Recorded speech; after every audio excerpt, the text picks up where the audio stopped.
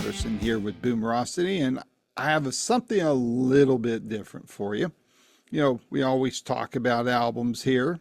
We also talk a lot about books.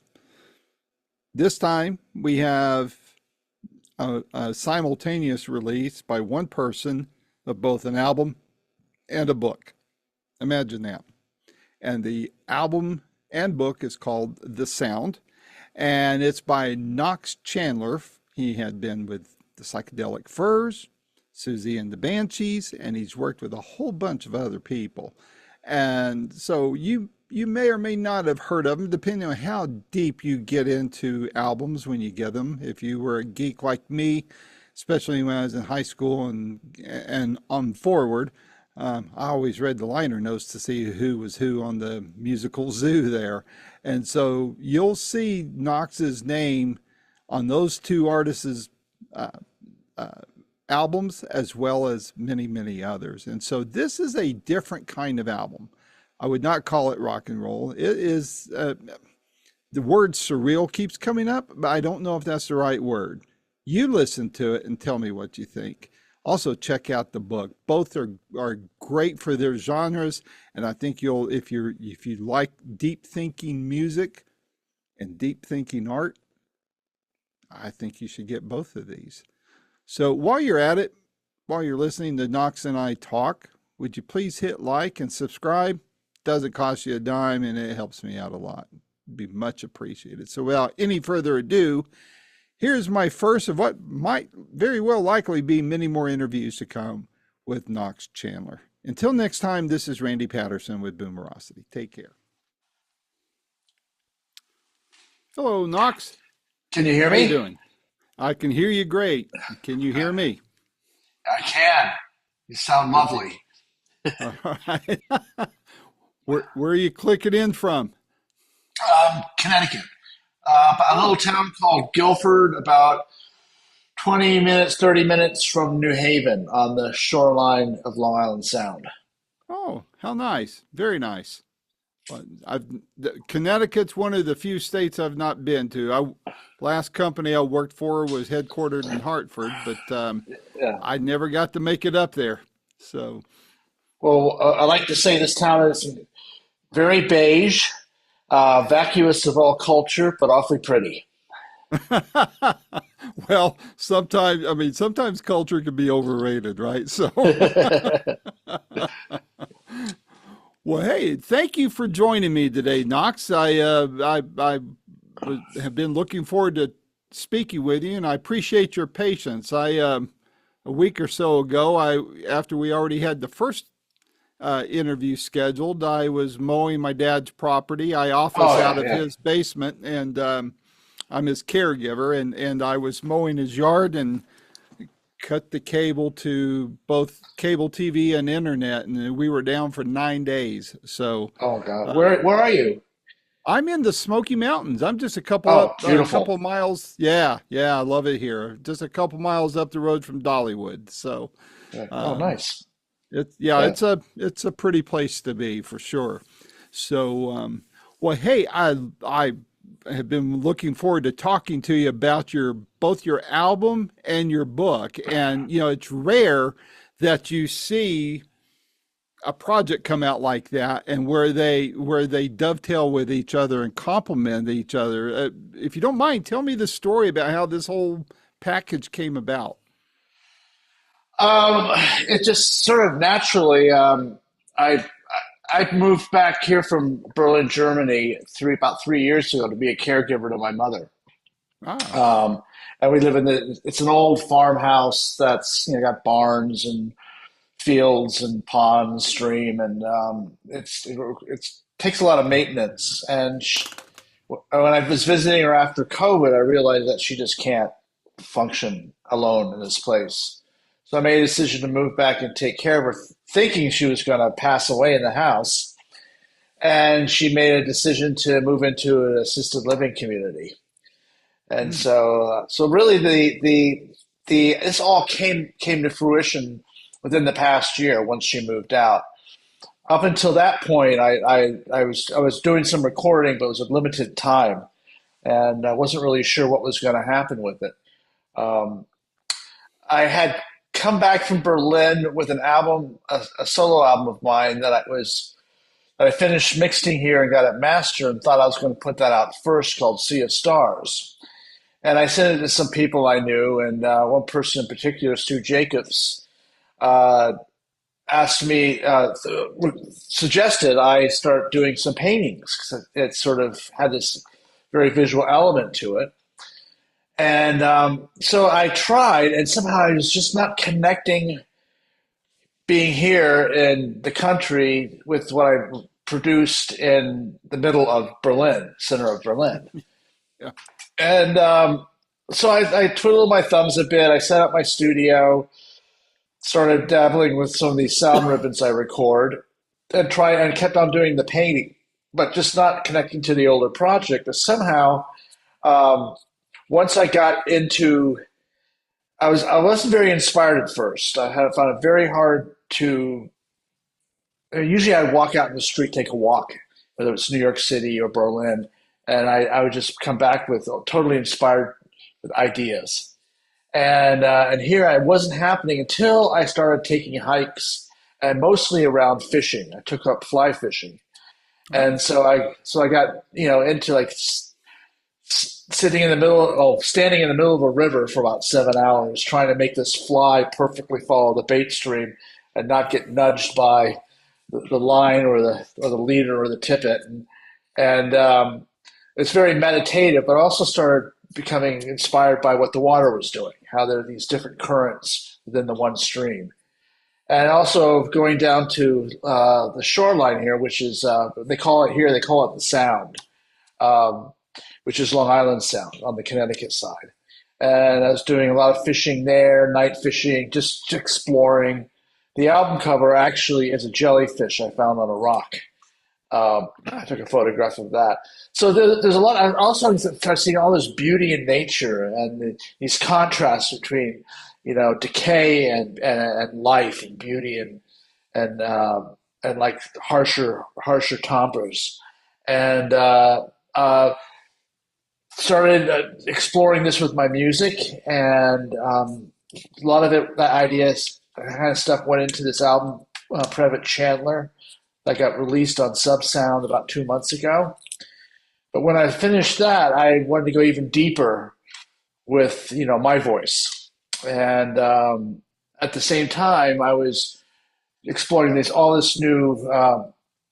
new mediums in art that I was dabbling with, as well as journaling the whole time. So I found that somehow, just sort of seamlessly, it all sort of came together on its own. Uh, and the artwork was very much connected to the music. The writings I was doing was very much connected to both. Um, and at some point, I just said, "Well, look, I don't really see making CDs, and I only really know a handful of people who have turntables. I know they're popular, um, or getting more popular. But I thought, well, why not do something that's tangible instead of it being a CD or a vinyl? I'll make a book, almost like a collage book that would just document, like a journal, these past 3 years transitioning from city life to country life. hmm. That's how it came about. Wow. Well, it for me. I mean, I was in listening. I did a few run throughs on the album while I was working, and to me, it's good background music for me to chill to, relax to, or work to. But as I was, on a couple of the turns through it, I was listening more intentionally. I like to do both when I listen to a record. And it struck me that the album is just, I mean, it's ripe for use in movies.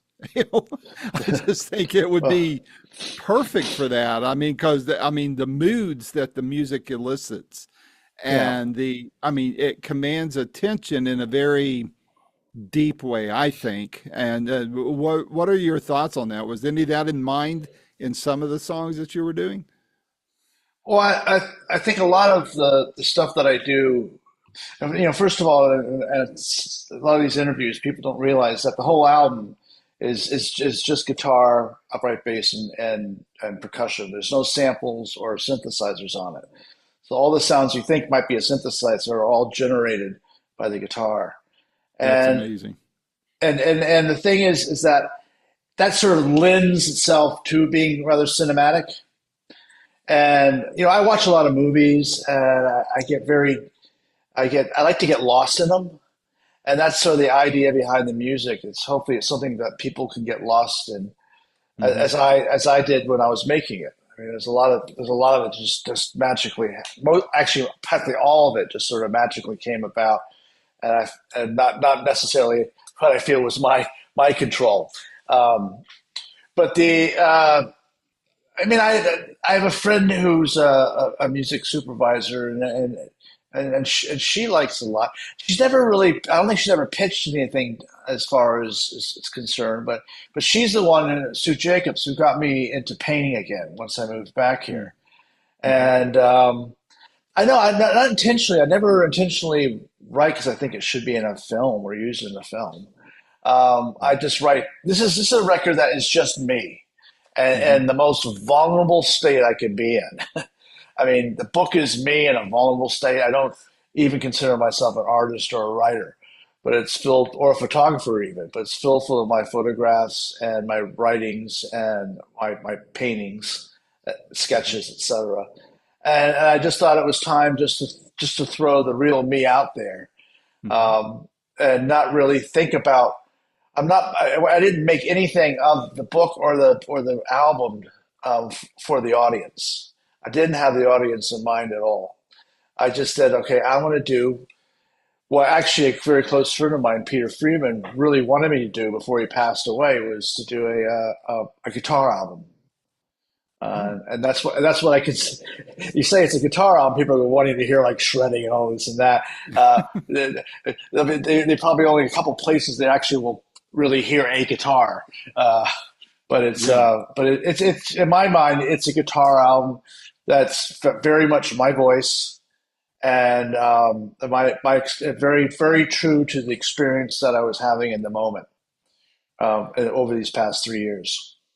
I would imagine because, I mean, due to that and that kind of recording, that kind of instrumentation, I mean, your work with the Psychedelic Furs, Souxsie and the Banshees, others, there had, aside from your music itself, I imagine that there were other differences in putting this album together compared to anything else you've ever worked on recording wise. Is that the case? Oh, absolutely. I mean, all these pieces started with a process I call sound ribbons, which I designed. Well, came to this. Yeah, I guess I designed it. In the first 2 years, I was living in Berlin and have been expanding on it, performing it, and recording with it since then. So that was like 13 years ago. And what it is, it's creating these soundscapes in real time, without any pre-existing audio, and everything is generated. All the sounds are generated from a guitar, or if I'm using a cello or a bass or a trumpet or whatever the case may be. Um, and and since I'm trying to create it's very improvisational, and I'm trying to create, yet in that improvisation of it, a shape that's some sort of composition. So I would quite often I would sit down and make these sound ribbons and then listen back to them for days. And then if something one of them really stands out and catching something, I will almost go into this state of just engulfing in it, and then trying to find where that's going to take me as far as the rest of the composition. So Hmm. it starts with an improvised sound ribbon, and then from there, it might add another sound ribbon, or start looking at how I'm going to shape this, or start just playing along with it. Many different possibilities. Uh, but it is very different than when I was. The process is very different than when I was working with those bands. But the aesthetic is very much the same, because every time, even in the earlier days when I was first working with the Furs, I was always trying to get somehow my voice in there that will fit with the rest of the band. And I've had this sort of aesthetic about the guitar for a long time, which actually developed more by the time I did the second Psychedelic Furs album, World Outside, where I experimented a lot more with this box called the TC2290, which I was doing a lot of programming in. And in recording, we got deeper into that sort of world with Stephen Street, who was producing the record. And then from there, it just would keep going down these different avenues. But pretty much the aesthetic is, in some ways, is very similar. And some of the pieces there is almost a popular music kind of form brought in at times. But for the most part, it's a very, very abstract from what that was for the decades leading up to this. But yet the seed is still there. Yeah. Well, even just the changes in technology in Yeah. recording. Yeah. Oh, It probably absolutely. lended itself very well to you. I remember talking with the bassist Tony Levin, Oh, and he yeah, was sure. telling his new album was recorded over the course of, I think he said something like 10 years or so. I mean, it was a lot of years, and it was all pumped into, different software programs that he had. And I just thought, wow, I know how technology is and how upgrades work and, what the required hardware can be sometimes. It's like, was that ever a problem trying to migrate from one to the other over the course of time and maintain original recordings? So, I mean, people think the technology makes it simpler, but I think it can also present a lot more challenges. Have you found that?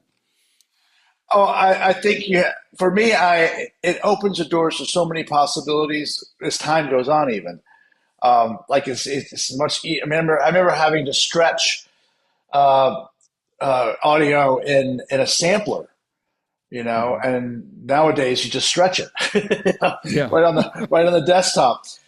So there's tons of possibilities these days, and that to me is where I had to really come up with the concept of these sound ribbons, because that puts me in a definite liminal space. Yeah. Um, I think even the album, I sort of looked at the performances. Each had a concept towards the character that they are. The pieces each had a concept and actually what the piece is. Even the sequencing of the album has a concept, and then being that I had the book to go with it, that brought in a whole other area where I can conceptualize how this really is a musical memoir and Hmm. how I can really connect. It helps me connect with certain aspects, like this whole transformation from urban street to rural streams. As my source of inspiration. Hmm. Um, and in that way, a lot of technology has really helped. When doing the book, I learned InDesign as well as Photoshop, and my logo I made in Illustrator, and then I make these video clips. The videos, the two single videos that are out, Mars on a Half Moon Rising and Tea Stain Edge, are videos that I made. And I think it's all very representative of artistically who I am. But for instance, with InDesign, learning that, I learned a whole new area where I can make these collages of my artwork and photographs and sketches and prose, and be able to really, you know, compose these pages in the book in a way that I wouldn't have been able to do without that technology.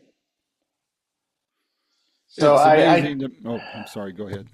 no, I think my one of my goals is um, to make the technology be as organic and connected to nature as possible. Yeah. With and without it, and that's a little bit more of a trick when you're dealing with the electric guitar. Um, but I think for me, it's working. I don't know if it's working for other people or not, but for me, it's working. Well, the output is intriguing and very intricate. I mean, I'm not a musician, so I'm probably using all the wrong kind of words. I'm just from a layman's perspective, I I attempted to learn some instruments in my youth, and it's like, yeah, I just don't have the knack for it. So I live vicariously through guys like you. So Well, were you? it's interesting because I treat all the software, whether it's InDesign or Premiere, or if I'm recording Ableton or Logic, or if I'm using the iPad, as an instrument. I look at them, I treat them as if they are an instrument, and Mhm. so that takes practice. Yeah, it does. Yeah, yeah. To get comfortable with. I mean, when I first started doing Zoom interviews, instead of just recording the phone conversations and transcribing them, I went kicking and screaming into this, and now I wish I had it all along. I'm in my 17th year doing this, and so it's like, God, if I'd had this in the beginning, my life would have been so much better doing this. But Well, there are like two or three. There are three producers in particular: Victor Van Vogt, Neil Dorfman, and I'm blanking on the other guy's name. That I was working with when they switched over from tape to Pro Tools. Like, and I think I might have been on there a couple of those guys' last tape sessions, and they were like, "Oh no, oh no, oh no, oh no," and then I think it was Neil. I bumped into when he just got his Pro Tools rig and was doing a session, and I could see he was like a little fun. But then once they make the move, it's like, wow, it's so much easier. You don't have to wait for the tape to rewind before you do another take. You know, yeah, I remember going in there at a studio, and I'm blanking on his name, uh, uh, but he. I remember I finished the take. I said, "Okay, I'll do another one." And he goes, "Okay, I was ready. I was ready to go because I've been so used to working with Pro Tools." And we're sitting there waiting for the tape to rewind. I was going, "Oh my god, I forgot about that." Yeah, and well, editing and yep. tuning and all that stuff. Yeah, Even being able to find, I mean, tape is expensive. You hate to yeah. clip it too much. Were there any surprises for you? I mean, you've worked on a lot of albums and such and seen a lot of changes. What surprises did you run into putting this album together or the book? The whole thing's a surprise. I mean, in the past year since my mother moved out of here, I've done nothing but just pretty much work all the time. And and I had an idea of what I wanted to do. I definitely had an idea of what I wanted the album to be, um, and it came out better. Both things came out better than I expected. That's just it's just a lot of the music. I don't know. Maybe it's just it could be my age. It could be just being in a different country. I mean, I was in Berlin for 10 years, and their winters are brutal. They're so depressing. I think that I sort of thrived on that a little bit. That when I got here, I sort of woke up a bit, Mm. and I think just as well as I got deeper into meditation and hiking out in the woods and fishing and whatnot, that I sort of was open to my surroundings in a very different way. And I think that affected me and was an impact on the artistic part of the book and the music uh, in a very surprising way. More so, I didn't realize it until after I had done most of it. Going like, yeah. I mean, usually it's like, can I live with this? Will I be able to listen to this in 10 years? You know, when I do recordings. But this was like, okay, I think I got it. It sounds very true to me. The book is very true to me. I think it's all my voice, and I don't think I didn't think I try not to compromise. It's hard to do that, but I've really tried to be. I mean, yes, there are definitely some influences from the composers and guitarists, et cetera, that I've listened to over the years that have influenced me. They're sort of naturally there, but I try to create music and art and writing that isn't being influenced. There's no particular person or thing in my head when Hmm. I'm doing it. I'm really trying to just sort of maybe disconnect a little bit and put it out there in the ether and just see what happens. So in that sense, What yeah, it's surprising. The whole thing surprises me. I bet. What's the feedback you're getting from people who's got to hear the album so far and It's all and seen the book? it's all been really great. Yeah, people, it's not what they expect. You Hmm. know, they sort of expected something else coming being my history. Hmm. I've got some really great, I've just good feedback, really good feedback, and they think the book is beautiful. You know, It is. It stunning, beautiful, fantastic. I've got it's all been very good, and whether it's good or bad, um, well, you know, I'm more interested if it takes somebody somewhere. yeah. You know, if you actually go somewhere, I mean, I had some really great people. I could tell when people who've really listened to it who maybe have a slight bit of musicianship in them, they'll talk about certain things and how it works and are able to grasp my use of contrast Hmm. and it's I can tell they've really listened to it, and to me that's a very when someone's really listened to something, I find that a compliment. I mean, of course, all my Absolutely. most I mean, there's only one guy that would give me hands down the most honest answer ever, and he's dead. So, but this whole project is a bit of it's an homage to him. He was the one who wanted me to make it, and he was honest to a fault, and Hmm. I would hope that he liked it. How cool. I want to shift gears to something off the topic of the album and ask you about one person in particular you worked with who's no longer with us, and that was Marianne Faithfull. I mean, we lost her a little while back, and I don't know to what extent you worked with her, but I'd be interested in hearing your thoughts about her since she's such a rock and roll icon of sorts, you know? Well, I had met her maybe 1982 for the first time, Hmm. along with Barry Reynolds and Hal Wilner and Gary Window. We had a meal together, and um, and then I got to know Barry Reynolds pretty well. I only worked with her very briefly. It was for the World's 2000, I think it was 2000 World's Fair, and Huh. we spent a couple of weeks in rehearsals in Hanover, Germany, and then played the World's Fair. I think it's like 1 or 2 nights, and um, and that sort of solidified a friendship, and we would see each other periodically. I go see her play when she played New York, and it was a wonderful experience.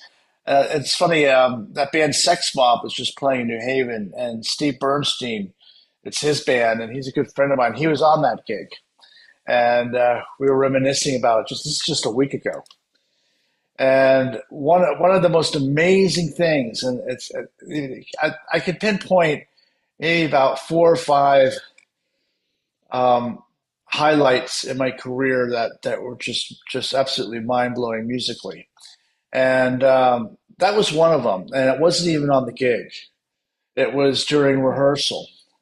And Steve and I were just talking about it. We played that song Times Square, Hmm. and it and she was just totally amazing. It was incredible. It was just like she was somewhere else. Even at the end, she just stood there shaking. You know, it was it's the most incredible performance out of her, Hmm. and the band Hmm. were all connected to that. It was just amazing. But she was wonderful. I mean, I really thought she was a lot of fun. I mean, a big history, and Hmm. we got stories, but truly a nice human being, very caring. I found her to be very sensitive and caring, and and a tough, very tough woman. Yeah. Well, with Yeah, everything she's experienced, that would be understandable. yeah. And that's, I was just curious your insights on her because I was always intrigued by her. And it was, you know, it's, I just like to talk to people who might have known her and get the feedback. Yeah, What, it's one of the things I'll say is that, she did a lot of stuff with Barry Reynolds, who wrote a lot with her and did a lot of guitar playing, mostly like it was just like the two of them at times.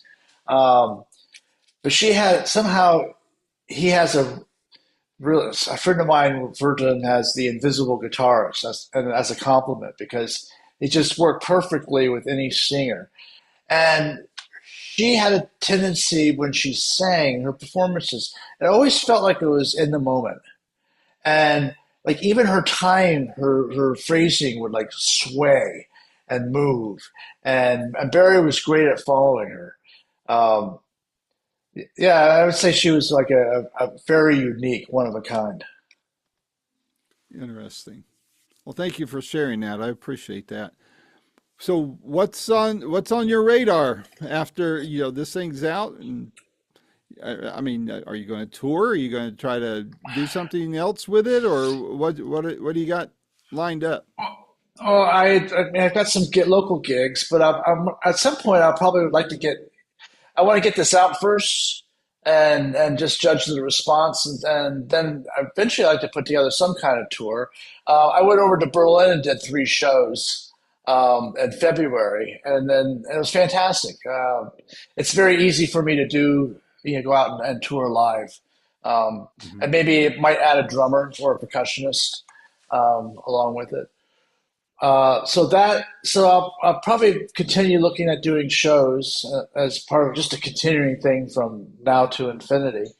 And Hmm. then at some point, I want to put the Sea of Stars album out on my label, which is Blue Elastic, and that actually has I'm actually singing on it. There's upright bass, cello, flutes, trumpet, guitar, percussion. Um, it's a much bigger production, and I thought that's why I thought it would be best to put this album out first, Hmm. and I'll probably put that out probably sometime next year. And also I have an album with Eric Minkus called Bursting Blue Bone Bark that will come out at some point. Um, but I've already started working on some other ideas, and I have a couple projects with other people that I'm working on. Well, nice, very nice. Well, when you have your other stuff coming out, give me a heads up and let's put one of these together. And I'd like to do my part in helping you get the word out. I'm not Great, Rolling I Stone appreciate magazine. I'm not it. Rolling Stone by any stretch of the imagination, thanks God, I've got a pretty good following around the world, so I'd like to help out if I can. Absolutely, And sure, that's fantastic. so, Yeah. but well, Knox, this has been a lot of fun. Thank you for taking the time. Thank you again for your patience for the delay and all Oh, that. But I didn't think twice of it. well, thank you. You're very kind and gracious. So, well, hey, let me know when I can be of help, and we'll set one of these up, and we'll get the word out on stuff. Okay. I appreciate it, Randy. Thank you. All right. Thank you. Have a good day. You too. Bye bye.